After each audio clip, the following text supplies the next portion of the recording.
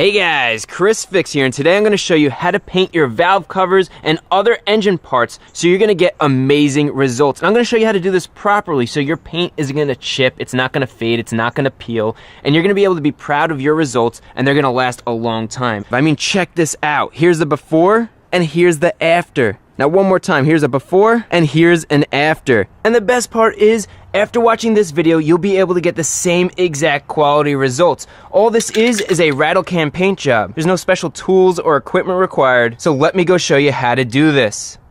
And here are all the tools and the products we're going to be using to get this job done right. And we're going to keep this real simple. There are three main steps that we're going to be doing. The first step is to remove the valve covers or whatever engine parts that you want to paint. The second step, and probably the most important step, is to prepare the parts for paint. I'm going to be using a paint stripper to remove the old paint from my valve covers. You could use some sandpaper, or I really like using the abrasive end on a sponge. And any parts that you don't want to get paint on, you could mask off using some tape. And then finally, we're going to be using some isopropyl alcohol or rubbing alcohol to clean all the parts and get it ready for the final step, and that is the painting step. And this is the step you could have some fun with. Use whatever color you want and be as creative as you want. The only requirement when picking out paint, that paint has to be high temperature or it has to be heat resistant, and you'll find that information right on the can. Also, no matter what you're painting, you never only want to spray a color coat. To get the best results, you want to start with a primer or adhesion promoter, then spray your color coat, and finish off with a protective clear coat. That's going to get you the long-lasting result you're looking for. And finally, although this seems like common sense, turn that paint can over and read those instructions.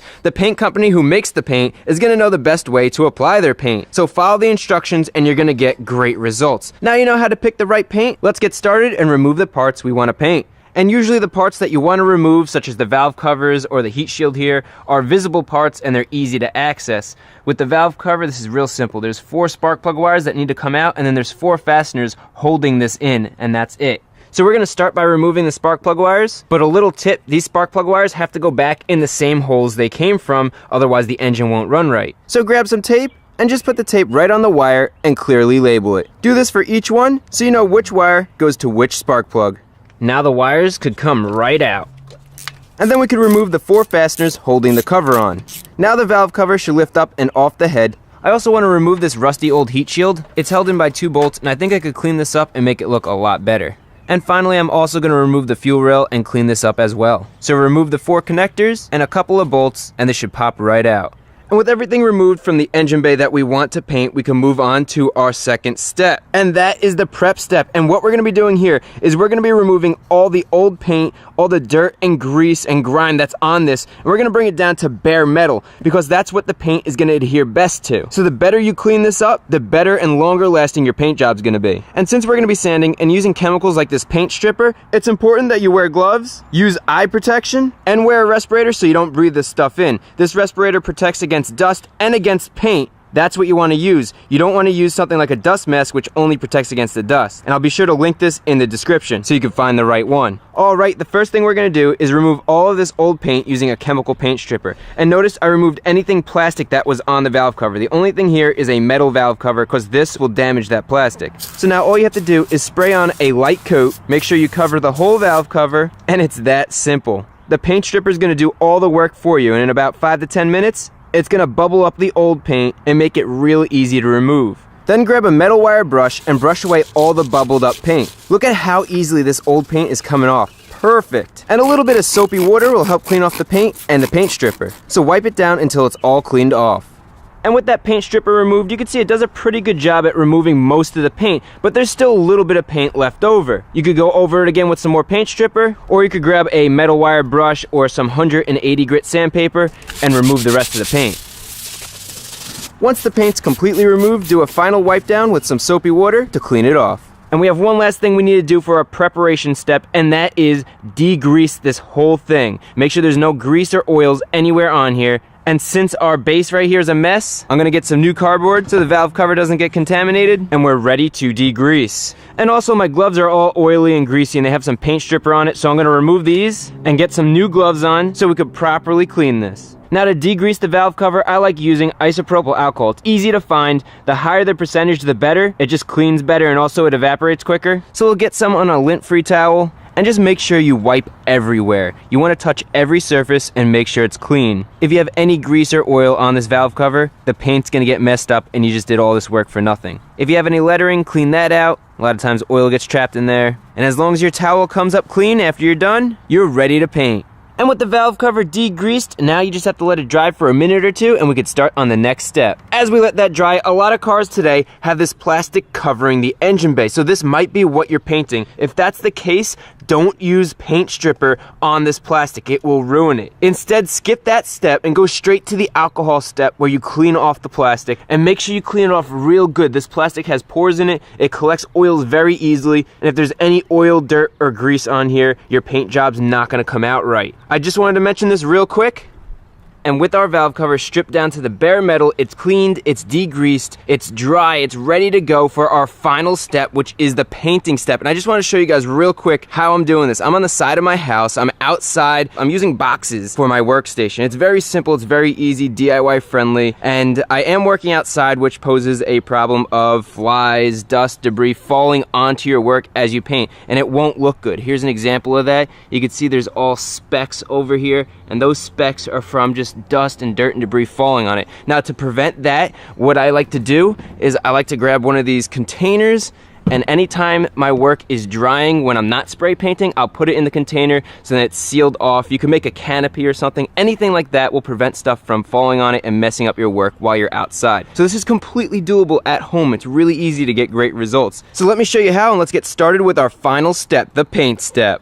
And one last thing to consider before you start painting is if you want to tape anything off. For example, I want the letters and the logo here to be silver when I'm done painting. So to do that, you could tape this off, cut out each of the letters, peel it away, and all the letters will be taped off. Now, doing that for all these letters could be tedious, it could take a while, so I have a trick. We don't have to do that since we could just sand these off when we're done and get down to this silver color. But if you just have one logo that you want to tape off, or it's just a couple letters, or you want to put a stripe or something, tape's a good way to go. I'm actually going to be doing something with my logo. It fits nicely right here, and it's going to look awesome.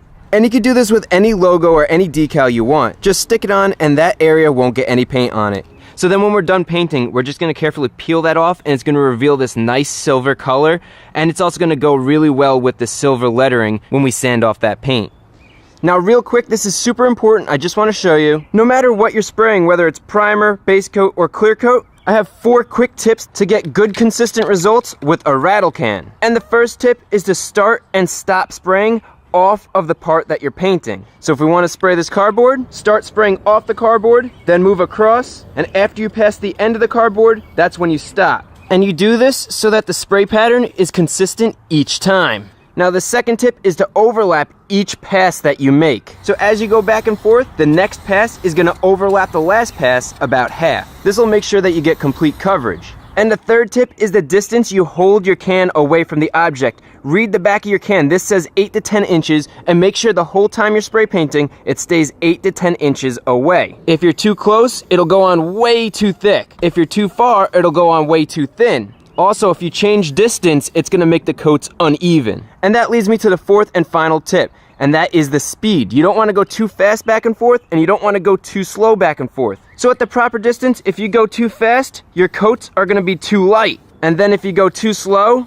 your coats are going to be way too thick. So find that sweet spot where you get light but complete coverage and maintain that speed. So those are 4 quick tips that I wanted to show you before we go paint the valve cover so you get great results every time with a rattle can. Alright, now let's apply that information to our valve covers, starting with the primer. The primer is designed to form a strong bond to unpainted surfaces like this bare metal. And then the colored spray sticks really well to the primer, which is why we use primer first. And since the valve cover is 3-dimensional, make sure you're spraying at different angles to cover it completely. When you're done, cover your work so bugs and dirt don't fly onto the wet paint. A couple of minutes later, and we're ready for our second coat. And finally, a couple minutes later, we can lay down the last coat of primer.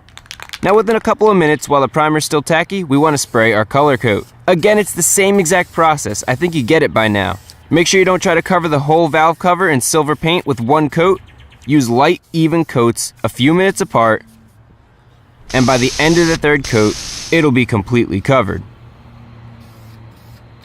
Alright, 10 minutes later we could spray the tint coat. And for this you want to spray extra light coats. A tint coat is like a clear coat with color in it, and if it runs or doesn't go on evenly, it's gonna look real bad. Avoid the temptation to try to put on thick coats to get full coverage. Just spray light, even coats, and 3 coats later, there'll be complete coverage. And I think that was a really cool way to see how that blue tint coat works. It's like a clear coat with a little bit of blue in it. It's translucent and allows that silver underneath to come up and just create this awesome color. So now we have to wait about 10 minutes to let that last coat dry. Then we could peel up that Chris Fix logo and then spray our clear coat over that. One thing I want to mention, check this out. Look at all the dirt and debris that's just fallen on this from the trees and just being outside. This is a lifesaver. Definitely suggest doing this so you don't get stuff falling on your paintwork. 10 minutes later, the paint's dry enough to remove my logo. I'm using a small blade to carefully pick the vinyl and then peel off each letter with my fingers. You don't want the paint to dry completely when removing tape or vinyl, because then it could cause the surrounding paint to chip or pull up as you pull it off. So make sure you do this when the paint's still soft, then it'll come off just like this without affecting the surrounding paint. Perfect. And would you look at how good that looks against that blue? That silver contrast is so nice. So now that we're done with my logo, now let's go do the lettering. I'm using a sharp razor to scrape the paint off the surface of the raised letters, just like that. This is actually really easy. Just make sure that you take your time and don't slip and damage the surrounding paint. And this process is a lot faster than trying to tape each letter. Then when you're done, blow off all the scraped paint and dust off the valve cover. And look at those results. That came out so good. I am super happy with this. Now we have one last thing to do, and that is spray our clear coat. Just double check that all the dust is off the valve cover so it doesn't get trapped in the clear coat. And just like the rest of the paint, you want to spray light, even coats. We're doing 3 coats with 10 minutes in between each coat. And for the last coat, you want to slow down your spray just a little bit so it goes on slightly thicker. This will help reduce the orange peel and give you a real good glossy finish.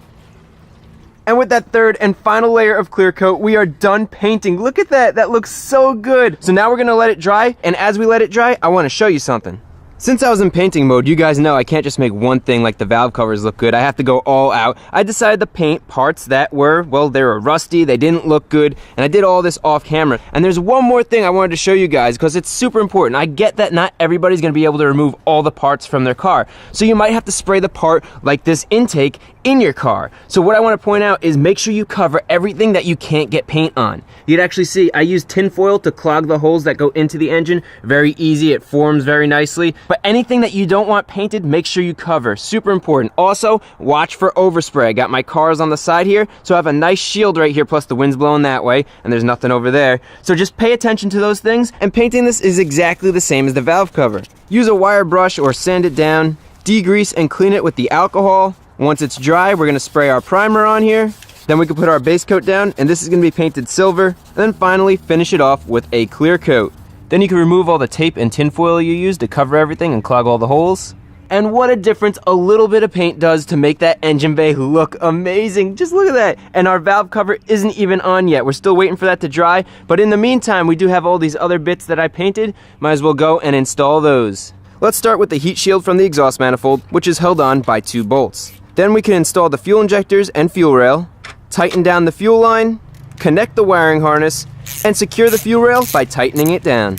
And finally, after over an hour of drying, we are ready to install our valve cover. Notice I'm not trying to touch the paint. Although it's dry on the surface, the paint is still soft and could easily get damaged. So just keep that in mind. Also, since we have the cover off, now's a good time to replace the valve cover gasket. It's super cheap, it's easy to do, and this is going to prevent oil leaks. The new gasket just goes right into the gasket channel, and it really is that simple. This kit also includes the 4 spark plug hole gaskets, and these will prevent oil from filling the spark plug wells. They just fit right in, and we are good to go and ready to install this. So carefully mount the valve cover, and then we can tighten down the 4 fasteners that hold it in place. Finally, match up each of the 4 spark plug wires into the correct holes. And holy smokes, that is how you properly paint a valve cover and other engine parts. Now, it's not just about the painting, it's the attention to detail. For example, the oil cap, I outlined the Honda and oil in silver, and it's little things like that that's gonna set your engine bay apart. I also cleaned the engine bay just a little bit as I waited for the paint to dry. It just, overall, it looks so good, I love it. And this blue is gorgeous. I am definitely gonna be painting the car this color. This, if you can't tell, I'm super stoked about this. This engine bay looks amazing now. It's something to be proud of, whereas whereas before it was really bad. I mean, check out this before, and then here's the after. Now that is the proper way to paint your valve covers or any engine bay parts. Hopefully the video was helpful. If it was, remember to give it a thumbs up. Also, all the products and tools I used in this video are linked in the description below. And finally, if you're not a subscriber, definitely consider subscribing. We have a lot of cool videos coming up to fix up the Del Sol as a daily driver. I cannot wait, so stay tuned.